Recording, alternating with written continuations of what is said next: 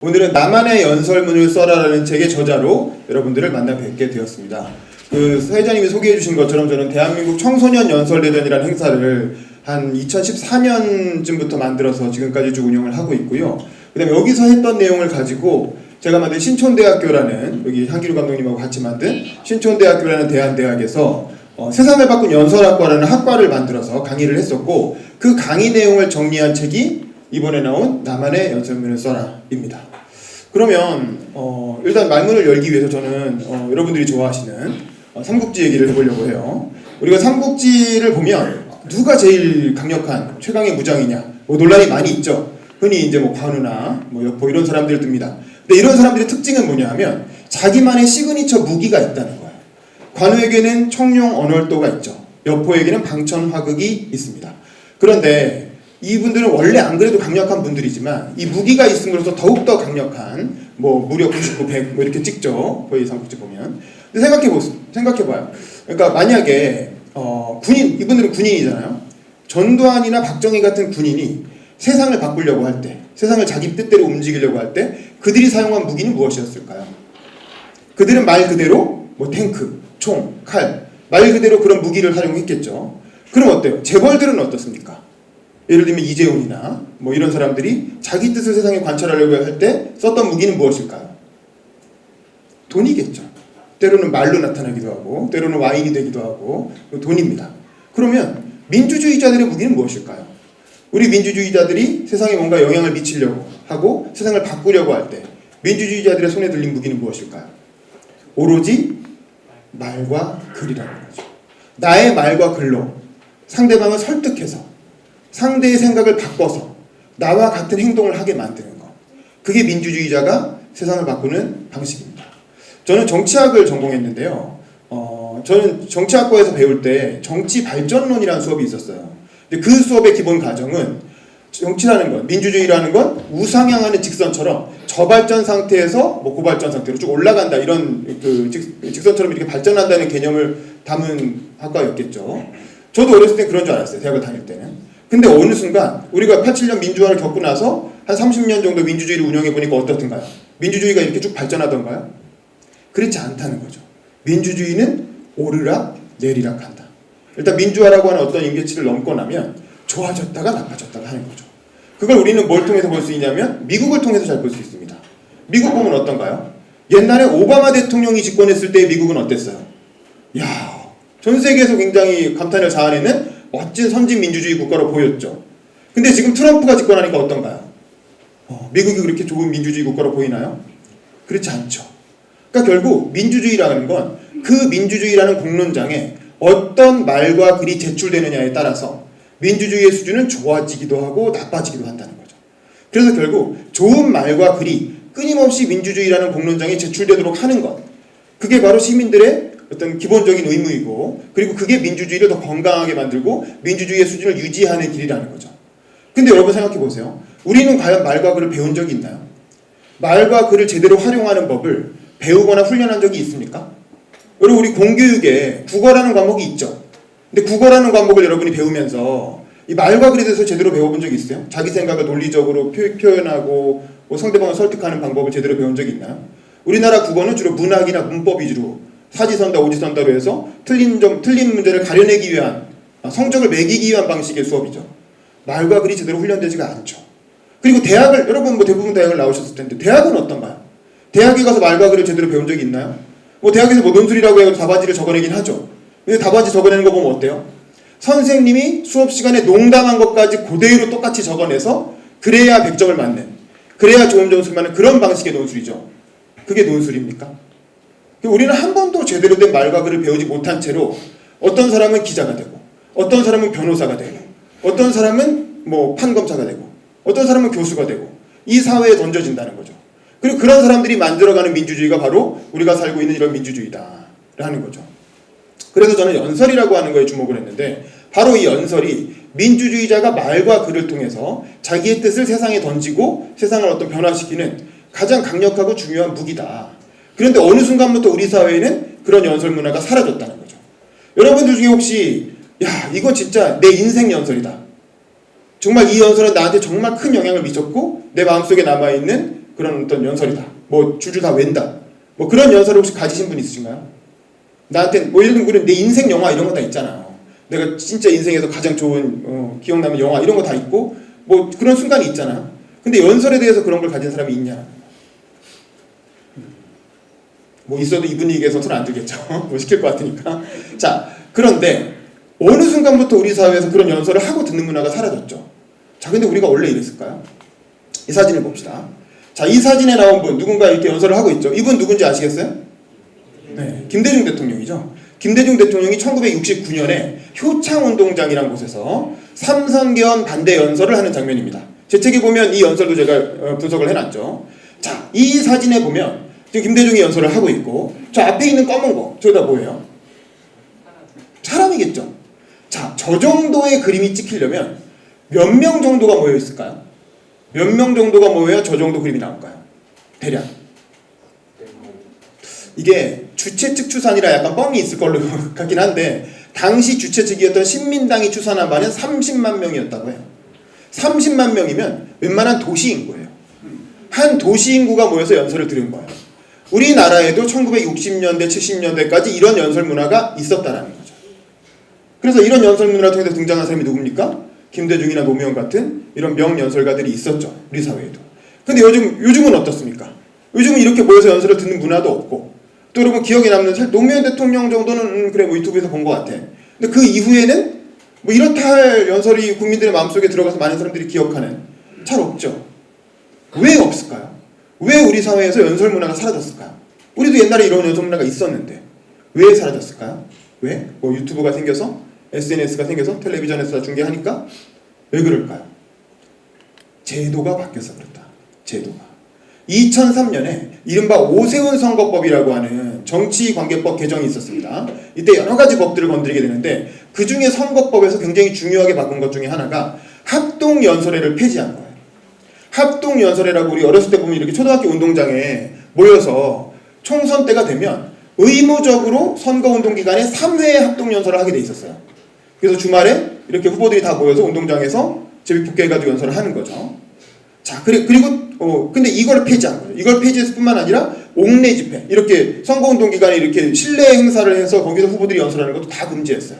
법으로. 2003년에 오세훈 서울시장이 초선 의원이던 시절에 발의했기 때문에 오세훈 선거법이라고 불리지만 이건 여야가 합의해서 통과시켰기 때문에 노무현 대통령의 정치개혁 업적으로도 꼽히는 부분이에요. 그럼 도대체 왜? 아니 선거를 하는데 왜 후보들이 연설하는 걸 다 폐지시켰을까요? 왜? 왜 그랬을까요? 자, 생각해보세요. 여러분 우리 동네 운동장에, 우리 동네 초등학교 운동장에 문재인 대통령이 와서 연설을 한다. 주말에. 어떻게 생각하세요? 한번 가서 들어볼까? 이런 생각이 들 수 있겠죠. 근데 우리 동네 초등학교 운동장에서 총선 후보들이 누군지도 모르는 총선 후보들이 와서 연설을 한다. 주말 아침에 일부러 가서 듣겠어요? 안 듣죠. 여러분이 그렇게 생각하는 것처럼 옛날 사람들은 똑같았습니다. 안 듣는 거야 가서. 그러니까 어떻게 근데 후보 입장에서는 어때요? 청중이 없으면 연설할 맛이 납니까 안 납니까? 안 나겠죠. 그래서 어떻게 했어요? 청중을 동원을 하는 거죠. 어떻게? 돈을 줘서. 그래서 1인당 8만 원씩을 주고 되게 보면 아주머니들을 동원을 합니다. 그렇죠? 그러면 한 후보가 한 100명 정도를 동원해요. 그리고 A 후보가 100명, B 후보가 100명, C 후보가 100명. 그럼 300명이 이렇게 앉아 있는 거죠. 운동장에 앉아서 제비뽑기를 해서 연설을 합니다. 자, A 후보가 먼저 연설을 했어요. 어떤 일이 일어날까요? A 후보가 동원한 100명의 청중이 어떻게 해요? 우르르 나갑니다. 나한테 돈 준 사람 연설 끝났잖아. 그리고 또 상대 후보들의 김빼기를 하는 거죠. 그래서 우르르 나가. 또 B 후보가 연설을 해요. 또 어떻게 되겠어요? B 후보가 동원한 청중들이 또 우르르 나갑니다.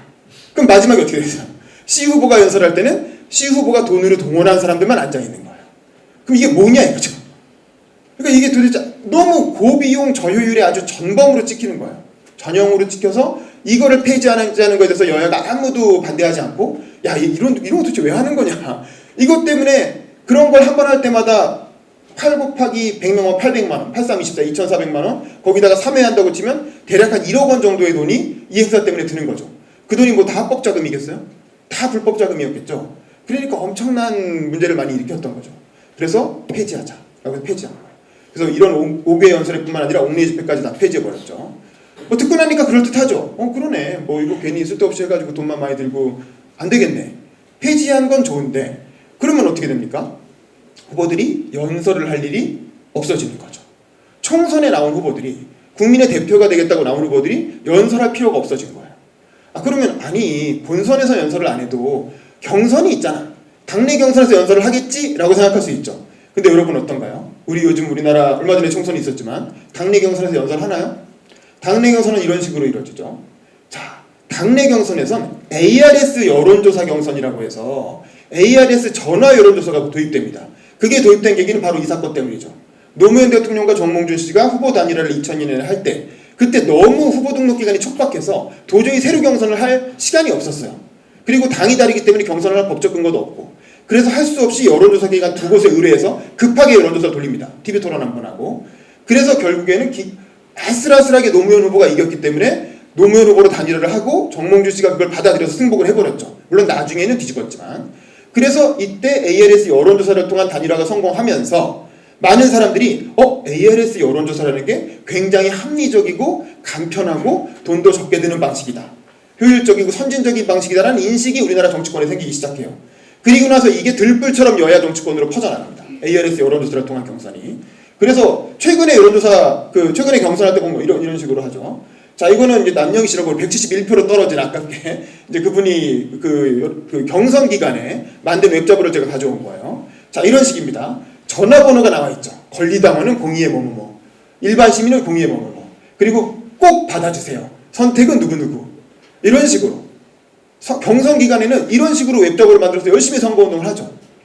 자, 그러면 전화가 옵니다. 전화를 받아보면 뭐라고 하나요? 뭐 더불어민주당 어쩌고저쩌고 나와요. 그리고 나서 1번 후보는 이름이 뭐고 직함을 쭉 불러주죠. 2번 후보는 또 이름이 뭐고 직함을 쭉 불러줘요. 자, 이런 방식으로 경선이 이루어지면 어떤 문제가 생길까요? 후보들의 연설을 들을 일이 있습니까? 없습니까? 없죠. 후보들은 연설할 필요가 없어요. 그냥 웹자보만 예쁘게 만들면 돼요. 그리고 길거리에서 무작위로 명함을 나눠줘요. 그러다가 전화가 오면 전화에서 뭐가 나오냐면 딱 20글자짜리 직함만 알려줘요. 그 사람의 이름과 함께 20글자 안에 들어가는 직함 2개를 쓸 수가 있습니다. 자, 이런 경선은 어떤 사람들한테 유리할까요? 이런 경선은 누구한테 유리할까요? 청와대 행정관한테 유리합니다. 특히 참여정부 시절 청와대 행정관이나 혹은 이번 정부, 문재인 정부에서 청와대 행정관을 했던 사람, 특히 여당 쪽 말하면, 야당은 또 유리한 스펙이 뭔가 있겠죠. 특정 어떤 직함을 가진 사람, 특정 어떤 계보, 특정 계파의 줄을 잘 선 사람, 혹은 좋은 직함, 좋은 경력을, 좋은 스펙을 가진 사람한테 유리한 제도라는 거죠. 그러면 후보들은 어떻게 해야 되겠어요? 이 경선에서 이기기 위해서는 좋은 직함을 갖기 위한 줄서기를 해야 되는 거죠. 자기가 왜 정치를 시작했고, 왜 출마를 했고, 어떤 공약과 정책을 준비했는지를 갈고 닦아서 유권자한테 전달하기보다 좋은 직함을 가지는 게, 그래서 특히 예를 들면 청와대 행정관 뭐 이런 직함이 나오면 득표율이 5%에서 15%까지 올라간다는 거예요. 그럼 실제로 그 직함을 가진 사람을 당할 수가 없어요. 옛날에 청와대 비서실장 했던 임종석 씨는 이번 선거에 나오기 전에 지난 선거에 나왔을 때 청와대 행정관이었던 강병원 의원한테, 정치 신인이었던 강병원 의원한테, 그분은 청와대 행정관을 썼고 임종석 씨는 전대호 부장을 썼죠. 근데 누가 이겼습니까? 청와대 행정관이 강병원 씨가 이겼죠. 이런 경선제도인 거예요. 연설을 할 필요가 없었던 거죠. 그리고 나서 결국엔 줄서기에 의해서 누군가 당선이 되고, 자, 그 다음에 생각해보면 본선 때 가면 연설하던데 뭐가 있죠? 유세차 연설이라는 게 있죠. 길거리 다니면 유세차에서 연설하던데 뭐 라고 생각할 수 있으나, 여러분 이거 들었습니까? 이거 한번 듣고 있으세요? 지나가다 유세차라는 건 내가 어디 있습니까? 사거리 같은 데 있죠. 이 사거리라는 공간은 어떤 공간이에요? 되게 누군가 어떤 목적을 가지고 열심히 가는 공간이잖아요. 다 약속이 있거나 출근하는 길이거나 학교 가는 길이거나 그렇잖아. 바빠 죽겠는데 여기 앉아서 갑자기 가다 말고 우리 동네 후보 나왔는데 여기 연설 누가 듣겠습니까? 뭐 이낙연쯤 와가지고 뭐 지지 연설을 한다 그러면 오, 이낙연이라고 보겠죠. 근데 그렇지 않으면 되게 그냥 지나치는 거죠. 결국 연설을 할 필요가 없다. 본선 때도 연설을 안 하고 경선 때도 연설을 안 하고, 그러니까 정치인이 정치를 하면서 연설을 할 필요가 없어진 거예요. 2002년 이후로, 2003년 이후로. 그러다 보니까 우리가 어떤 결과를 맞게 됩니까? 자, 이런 일을 겪게 되는 거죠. 2012년에, 이거 2012년 대선이에요. 그때 대선 후보로 나왔던 분이 문재인 대통령, 그때 정치 초선이었고 처음 출마한 정치 신인이었고, 안철수 씨도 처음 출마한 정치 신인이었죠. 정치를 생전 처음 해보는 사람이 대한민국 최고의 정치인이 돼서 대선 후보 토론에 나오고 연설을 하는 거예요. 그러니까 대선 주자쯤 되면 그때부터 국민들이 연설을 듣기 시작하죠. 근데 이분들 연설 어땠어요? 이분들 토론하는 거 보시니까 어땠나요? 내가 가서 해도 저거보다 잘하겠다 싶을 정도로 완전 그 버퍼링하는 그런 연설을 듣고 있어야 됐던 거죠, 우리 국민들은.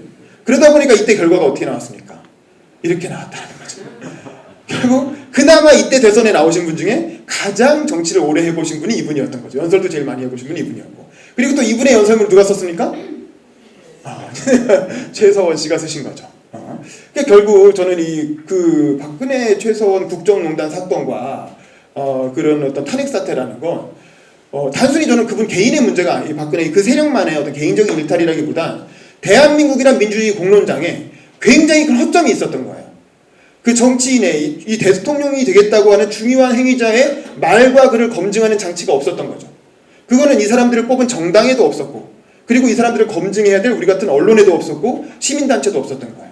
그게 다 뻥뻥 구멍이 뚫려 있었던 거죠. 그 뚫린 구멍 사이로 질주를 해서 정권을 잡은 게 바로 박근혜 대통령이었고, 그게 바로 국정농단 사건을 불러왔다. 이건 대한민국이란 공론장 자체에 거대한 허점이, 구멍이 뚫려 있었던 것이다라는 거죠. 그래서 저는 여전히 우리에게는 연설 문화가 필요하다는 겁니다. 그래서 저는 연설 문화를 복원하는 게 우리가 민주주의를 대한민국의 민주주의를 완성하는 마지막 단계라고 생각을 하고, 그래서 저는 그걸 복원하자는 차원에서 나만의 연설문을 써라라는 책을 썼고요. 그럼 어떻게 하자는 건데? 라고 이제 많이들 물어보시는데, 제가 생각하는 방법은 간단합니다. 2002년에 노무현 대통령이 당선됐던 국민 경선 방식으로 돌아가자는 거예요. 2002년 국민 경선은 이 당시에 노무현 후보가 광주 경선에서 기막힌 승리를 거두면 역전을 하면서 대선 후보로 거의 높풍이 불게 되지 않습니까? 이때 노무현 후보가 그 체육관에서 벌어진 현장 경선에서 얻은 표가 몇 표였는지 아세요? 이때 노무현 후보가 얻은 표는 500표였어요. 500표. 500표로 광주 경선에서 1등하고 높풍이 불어서 대통령이 된 겁니다. 근데 요즘 여러분 경선하면 어떻습니까? 뭐 무슨 온라인 당원이니 뭐니 해가지고 200만 명씩 투표하죠. 그게 중요한 게 아니라는 거예요. 수백만 명을 참가시키는 게 중요한 게 아니라 사람들이 모여서 같이 연설을 듣고 토론하고 의견을 나누는 심의의 과정이 중요하다는 거예요. 경선이라는 건 그 자리에서 어떤 토론과 연설을 통해서 청중들끼리 같이 토론해보고, 원래 어떤 사람 난 누구 찍어야지 하고 마음을 먹고 왔다가도 현장에서 연설을 듣고 마음이 바뀌고, 그래서 이 사람이 더 훌륭하네, 이 사람으로 찍어볼까? 한 20-30%는 현장에서 입장이 바뀌어서 그래서 당락이 바뀌기도 하는 그런 어떤 민주주의의 역동성이 살아있는, 심의 과정이 살아있는 이런 현장 연설을 해야 된다는 거예요. 현장에서 이루어지는 경선을 통해서 어떤 민주주의가 다시 어떤 부족한 부분이 메꿔질 수 있다. 그러면 정치인들은 이 연설을 잘하기 위해서 더 많은 노력을 하겠죠. 특정 세력에게 줄을 서기보다는.